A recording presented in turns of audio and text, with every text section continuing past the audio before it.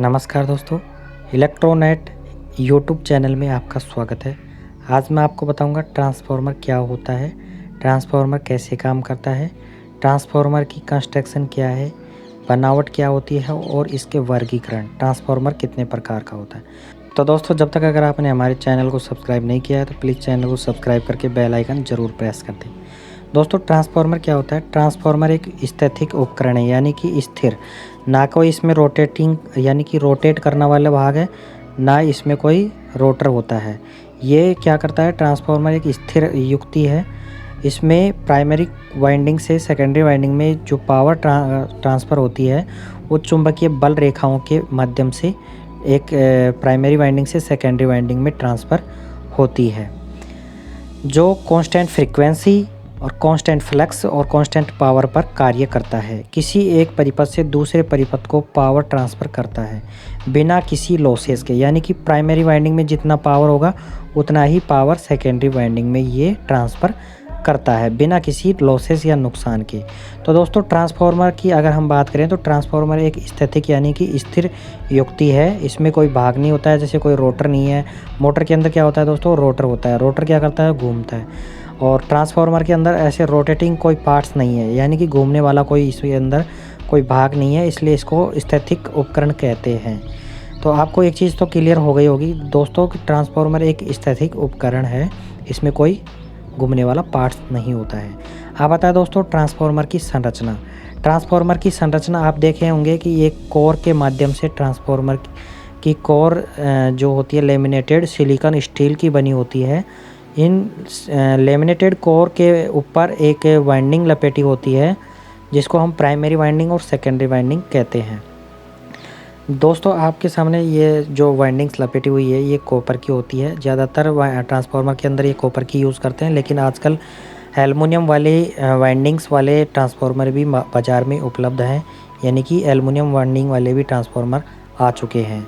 तो दोस्तों, इसके अंदर क्या होता है? संरचना अंदर से इसके एक सिलिकॉन स्टील की पत्तियाँ होती है, बारीक टुकड़े टुकड़े होते हैं, उनको जोड़ करके एक कोर का निर्माण किया जाता है। उस कोर के ऊपर फिर ये जो वाइंडिंग्स हैं प्राइमरी और सेकेंडरी वाइंडिंग ये लिपटी हुई होती है। जैसे ही प्राइमरी वाइंडिंग और सेकेंडरी वाइंडिंग इन लिंब के ऊपर इस इंसुलेशन की सहायता से लिपट करके, जैसे ही प्राइमरी वाइंडिंग से हम करंट फ्लो कराएंगे तो क्या होगा? सेकेंडरी वाइंडिंग में फ्लो होगा। किसके द्वारा? चुंबकीय बल रेखाओं के द्वारा। अगर दोस्तों हमसे कोई पर्सन पूछ ले कि कोर में फ्लक्स कितना होता है, तो कोर के अंदर दोस्तों फ्लक्स होता है 5/2। किस ट्रांसफार्मर की बात कर रहा हूँ मैं बात कर रहा हूँ कोर टाइप ट्रांसफार्मर की। कोर टाइप ट्रांसफार्मर के अंदर जो लिंब होती है उसके अंदर फ्लक्स होता है 5/2, यानी कि जो फ्लक्स होता है उसका आधा क्या होता है? आधा दूसरी ये हवा के साथ लिंक करता है। जैसे अभी आप सामने देख रहे हैं, ये प्राइमरी और सेकेंडरी वाइंडिंग्स हैं, जो इस प्रकार से इसके अंदर कोई इलेक्ट्रिकल कनेक्शन नहीं है, केवल चुंबकीय बल रेखाओं के माध्यम से प्राइमरी वाइंडिंग से सेकेंडरी वाइंडिंग के अंदर पावर ट्रांसफ़र होती है। तो दोस्तों, एक चीज़ तो बिल्कुल क्लियर हो गई होगी कि ट्रांसफार्मर के अंदर कोई एक इलेक्ट्रिकल कनेक्शन नहीं होता है, केवल प्राइमरी वाइंडिंग से सेकेंडरी वाइंडिंग में जो पावर ट्रांसफ़र होती है उसके लिए चुंबकीय बल रेखाओं के माध्यम से प्राइमरी वाइंडिंग से सेकेंडरी वाइंडिंग के अंदर विद्युत धारा ट्रांसफ़र होती है। अब आते हैं कनेक्शन। ट्रांसफार्मर के कनेक्शन स्टार डेल्टा और डेल्टा स्टार, इस प्रकार से ट्रांसफार्मर के वाइंडिंग के कनेक्शन अंदर से किए हुए होते हैं। दोस्तों, अब आता है उसके बाद में क्लासिफिकेशन ऑफ ट्रांसफार्मर, ट्रांसफार्मर का वर्गीकरण। ट्रांसफार्मर कई प्रकार के होते हैं, आइए हम इनको एक एक करके समझते हैं। अकॉर्डिंग टू फेज़ के आधार पे आप देखेंगे सिंगल फेज़ के ट्रांसफार्मर और 3 फेज़ के ट्रांसफार्मर। इस प्रकार से आप इनको पहचान सकते हैं, सिंगल फेज़ के और 3 फेज़ के। अगर हम बात करें कंस्ट्रक्शन के आधार पे ये 2 प्रकार के होते हैं। पहला है कोर टाइप ट्रांसफार्मर, दूसरा है सेल टाइप ट्रांसफार्मर। इस प्रकार से ये दोनों ट्रांसफार्मर कंस्ट्रक्शन के आधार पे अलग अलग होते हैं, कोर टाइप और सेल टाइप। दोस्तों, उसके बाद में आता है फेज़ के आधार पे। अकॉर्डिंग टू फेज़ के आधार पे ट्रांसफार्मर 2 प्रकार के होते हैं, सिंगल फेज़ और 3 फेज़। सिंगल फेज़ का उपयोग हम घरों के अंदर यूज़ करते हैं सिंगल फेज़ ट्रांसफार्मर का, और 3 फेज़ ट्रांसफार्मर का उपयोग हम डिस्ट्रीब्यूशन लाइन में या हमारे घर की जो लाइनें होती हैं उसके आधार पे हम यूज़ करते हैं। यूजेस के आधार पे ट्रांसफार्मर दो प्रकार के होते हैं, एक तो जनरेटिंग ट्रांसफार्मर और एक डिस्ट्रीब्यूशन ट्रांसफार्मर। जनरेटिंग यानी कि जो पावर जनरेट करते हैं और डिस्ट्रीब्यूशन यानी जो डिस्ट्रीब्यूट करते हैं। उसके बाद में आता है अकॉर्डिंग टू इंस्ट्रूमेंट के आधार पे भी ट्रांसफार्मर दो प्रकार के होते हैं। पहला है करंट ट्रांसफार्मर जिसका आउटपुट हमेशा 5 एम्पियर होता है।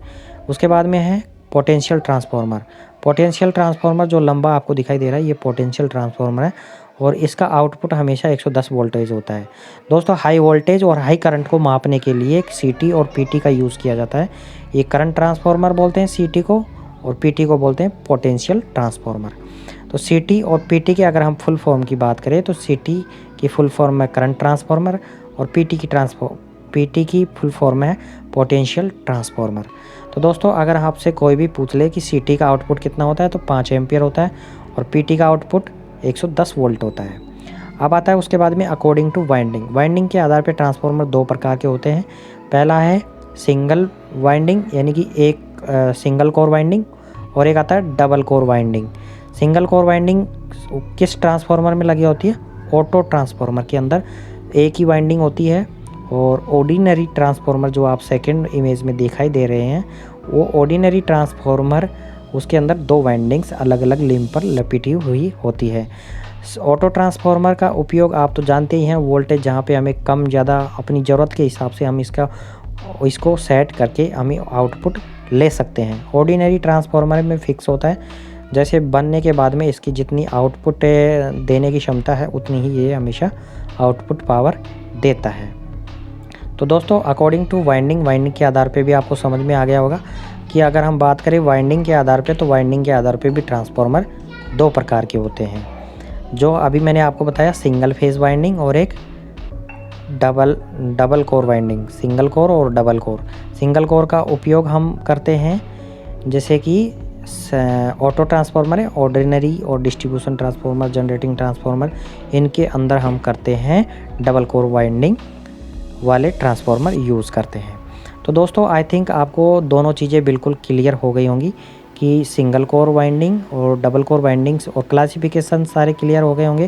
ट्रांसफार्मर कितने प्रकार के होते हैं और किस किस आधार पे इनको वर्गीकृत किया गया है।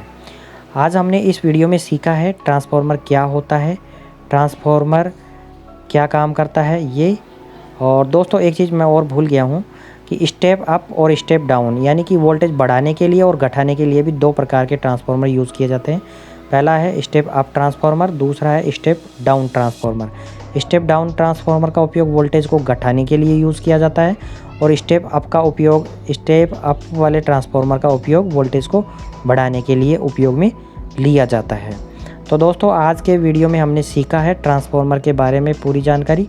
अगर आपको हमारा ये वीडियो पसंद आया है तो प्लीज़ हमारे इस वीडियो को लाइक कर लें, शेयर करें, और अगर आप हमारे चैनल पर पहली बार आए हैं तो प्लीज़ हमारे चैनल को सब्सक्राइब ज़रूर कर लें, क्योंकि आपको ऐसे ही शानदार वीडियो आपको हमारे चैनल पर मिलते रहेंगे।